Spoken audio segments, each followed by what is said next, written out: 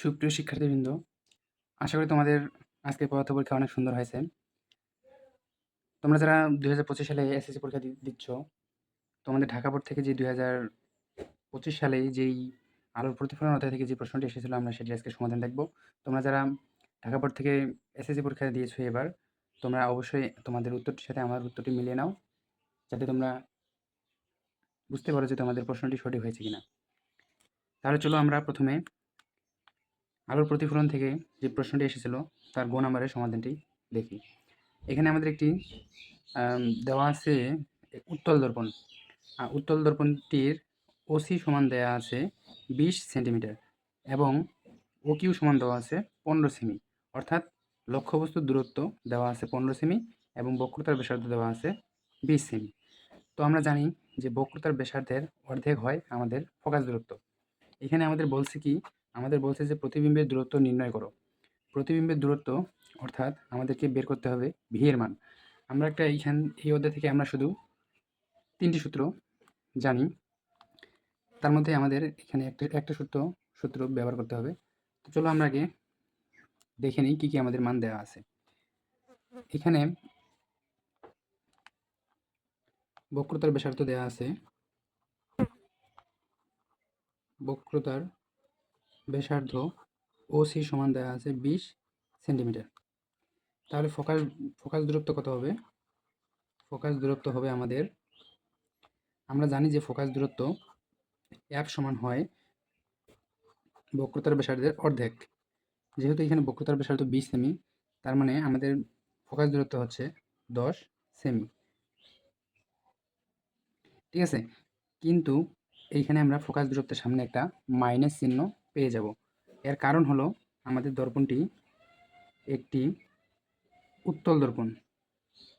এই দর্পণটি উত্তল হওয়ার ফলে আমরা এফ এর মানটাকে মাইনাস ধরে অঙ্কটাকে সমাধান করব। এইখানে লক্ষ্যবস্তু দূরত্ব দেওয়া আছে আমাদের, লক্ষ্যবস্তু দূরত্ব দেওয়া আছে ইউ সমান 15 সেমি। প্রতিবিম্বের দূরত্ব আমাদের বের করতে হবে। প্রতিবিম্বের দূরত্ব ভি সমান হোয়াট? আমরা জানি কি, আমরা একটা সূত্র জানি এখানে 1/f সমান 1/u প্লাস 1/v। এই সূত্র থেকে আমরা লিখতে পারি 1/v সমান 1/f মাইনাস 1/u। এখানে মাইনাস হবে কারণ 1/uটাকে আমি এই পাশে নিয়ে আসলাম, এইদিকে প্লাস আছে, এদিকে নিয়ে আসলে মাইনাস হলো। তো চলো আমরা এখন মানটা বসিয়ে দেখি আমাদের উত্তরটি কত বের হয়, তোমরা দেখো। তো আমাদের ভি এর মানটি দেওয়া আছে এখানে। সুপ্রিয় শিক্ষার্থী, আমাদের ভি এর মানটি দেওয়া আছে, আমাদের ভি এর মানটি এখানে বের করতে হবে। 1/v সমান এফ এর মানটা দেওয়া আছে 1/-10, কারণ দর্পণটা আমাদের উত্তল। এখানে হচ্ছে -1/, আমাদের লক্ষ্যবস্তু দূরত্ব দেওয়া আছে 15 সেমি। তাহলে আমরা যদি এখানে লসাগু করি, আমাদের লসাগুটা কত হয় দেখি। 10 আর 15 এর লসাগু হলো 5 দিয়ে দিলে 5 দুগুণে 10, 3 5 15, তাহলে 3 দুগুণে 6, 5 6 30, আমাদের লসাগু 30। লসাগুটা আমরা কীভাবে করব? 10 দিয়ে আগে 30কে ভাগ দিলে আমরা পাবো 3, 30 সঙ্গে 1 গুণ দিলে 3, সামনে মাইনাস আছে এই জন্য আমরা মাইনাস দিয়ে দিলাম। এখানে -15 দিয়ে 30কে ভাগ দিলে আমরা পাচ্ছি 2, তাহলে এখানে 2 দিয়ে দিলাম। তাহলে আমাদের উপরে হচ্ছে -3 আর 2 এ মাইনাস মাইনাসে প্লাস, তাহলে আমরা এখানে পাচ্ছি 5 আর নিচে পাচ্ছি 30। এদিকে আমাদের ছিল 1/v, আমরা এদিকে ছিল 1/v।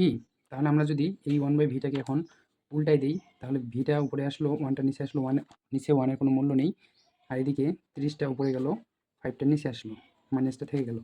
অতএব আমরা লিখতে পারি ভি সমান, কাটাকাটি করলে আমরা পাই এখানে 5 6 30 -6 সেন্টিমিটার। তো সুপ্রিয় শিক্ষার্থী, তোমাদের গ নাম্বারের অ্যান্সারটি সঠিক হয়েছে কিনা তোমরা অবশ্যই কমেন্টে লিখো। তোমরা যারা 2026 সালে এসএসসি পরীক্ষা দিবা, অবশ্যই তোমাদেরও এই অধ্যায়টি আছে সিলেবাসে। তোমরা আমার সাথে যদি থাকো, আমি তোমাদেরকে অবশ্যই অনেক সুন্দর করে এই অধ্যায়টি সমাধান করে দেব। তোমরা যে কোনো প্রশ্ন আসলেই এই অধ্যায়টি থেকে উত্তর করতে পারবা। তো এর জন্য অবশ্যই তোমাদেরকে আমার চ্যানেলটিকে সাবস্ক্রাইব করে পাশে থাকতে হবে এবং কি কমেন্টে জানাতে হবে যে তোমরা কি এই অধ্যায়ের ক্লাস চাও কিনা। তো চলো এখন আমরা ঘ নম্বর প্রশ্নটি দেখি। সমাধান। তো সুপ্রিয় শিক্ষার্থী, আমাদের ঘ নম্বর প্রশ্নটি এখানে ছিল যে উদ্দীপকের উল্লেখিত দর্পণ 10 সেমি এর বেশি দূরত্বে বিবর্ধিত প্রতিবিম্ব পাওয়া সম্ভব কিনা। মানে আমাদেরকে বলছে এখানে যে উদ্দীপকের উল্লেখিত দর্পণটিকে আমরা যদি 10 সেমি এর বেশি দূরত্বে রাখি, আমাদেরকে প্রশ্নে বলেই দিছে যে এখানে ও কিউ সমান 15 সেমি, ও কিউ সমান 15 সেমি। আমাদের বলছে এখানে 10 সেমি দূরে রাখলে বিবর্ধিত প্রতিবিম্ব পাওয়া সম্ভব কিনা। তো সুপ্রিয় শিক্ষার্থী, আমরা জানি এই দর্পণটি হচ্ছে একটি উত্তল দর্পণ। আমাদের যারা যারা এই অধ্যায়টি ভালো করে পড়াশোনা করেছো তোমরা অবশ্যই জানো যে অবতল দর্পণের আমরা চিত্র 5টি পেয়ে থাকি।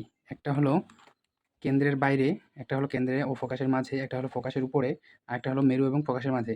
কিন্তু এই দর্পণটি আমাদের হলো একটি উত্তল দর্পণ। আমরা উত্তল দর্পণে শুধুমাত্র একটি চিত্রই পেয়ে থাকি, সেটা হলো মেরুর বাইরে। আমরা এই মেরুর বাইরে যেখানেই লক্ষ্যবস্তু রাখি না কেন আমাদের একটাই হবে কথা, সেটা হলো মেরুর বাইরে, কারণ এদিকে কোনো ফোকাস বিন্দু নেই, এদিকে কোনো কেন্দ্রবিন্দু নেই। সুতরাং আমরা এদিকে যেখানেই লক্ষ্যবস্তু রাখি না কেন আমাদের প্রতিবিম্ব একটাই হবে। আর উত্তল দর্পণে সর্বদা প্রতিবিম্ব হয় খর্বিত, কখনো বিবর্ধিত প্রতিবিম্ব পাওয়া যায় না। তাহলে আমরা যদি এই প্রশ্নটিকে রশ্মিচিত্রের মাধ্যমে এঁকে দেখাই, আমাদের চিত্রটি কেমন হয় চলো আমরা দেখে নিই। আমি শুধু আজকে তোমাদেরকে চিত্রটি করে দেখাবো আর তোমরা কথাগুলা লিখে নিও। তো সুপ্রিয় শিক্ষার্থী, আমাদের এখানে একটা দেওয়া আছে অবতল উত্তল দর্পণ দেওয়া আছে। উত্তল দর্পণে আমরা জানি যে উত্তল দর্পণের উত্তল অংশটি মসৃণ হিসেবে প্রতিফলক পৃষ্ঠ হিসেবে কাজ করে। তাহলে এখানে আমাদের লক্ষ্যবস্তু আছে, এটা হলো আমাদের কেন্দ্র, এটা হলো ফোকাস, এটা হলো আমাদের মেরু। এখানে এম পি এম ড্যাশ হলো একটি উত্তল দর্পণ। তাহলে উত্তল দর্পণ এর প্রতিবিম্ব আঁকার জন্য মনে করি যে এই লক্ষ্যবস্তুটি দর্পণ থেকে 10 সেমি দূরে রয়েছে। তাহলে আমরা যদি একটি প্রতিবিম্ব আঁকি তাহলে চিত্রটি কেমন হয় দেখি। একটি আলোর রশ্মি যদি প্রধান অক্ষের সমান্তরালে আপতিত হয় তাহলে প্রতিফলনের সময় এমনভাবে প্রতিফলিত হয় যেন মনে হয় রশ্মিটি প্রধান ফোকাস দিয়ে আসতেছে। আবার অপর একটি আলোর রশ্মি যদি লম্ব বরাবর আপতিত হয় তাহলে ওই বরাবরই ফিরে চলে যায়, সেটা মনে হয় যেন কেন্দ্র দিয়ে আসতেছে। তো সুপ্রিয় শিক্ষার্থী, এই যে দুইটা রেখাকে বর্ধিত করার পরে এই যেখানে আমরা এই বিন্দুটা পেলাম, এটাই হলো এই লক্ষ্যবস্তুটির প্রতিবিম্ব। তাহলে আমরা বলতে পারি কি, আমাদের লক্ষ্যবস্তু যতই বিবর্ধিত হোক না কেন আমাদের প্রতিবিম্বকে বিবর্ধিত করা সম্ভব নয়। উত্তল দর্পণে লক্ষ্যবস্তু যতই বড় হোক প্রতিবিম্ব ততই ছোট হবে। সুতরাং উত্তল দর্পণে আমরা কখনো বিবর্ধিত প্রতিবিম্ব পাবো না। তোমরা এই চিত্রটা এঁকে দিয়ে এখানে অঙ্কনের বিবরণ দিয়ে দিবা, দেওয়ার ফলে তোমাদের উত্তরটি সঠিক হয়ে যাবে। সুতরাং তোমরা কে কে এই উত্তরটি দিতে পেরেছ অবশ্যই কমেন্টে জানাও, এবং তোমরা কোন ক্লাসের কোন টপিকের উপর ভিডিও চাচ্ছ অবশ্যই আমাকে কমেন্টে জানাও। ধন্যবাদ, ভালো থেকো, আবার দেখা হবে নতুন কোনো ভিডিও নিয়ে।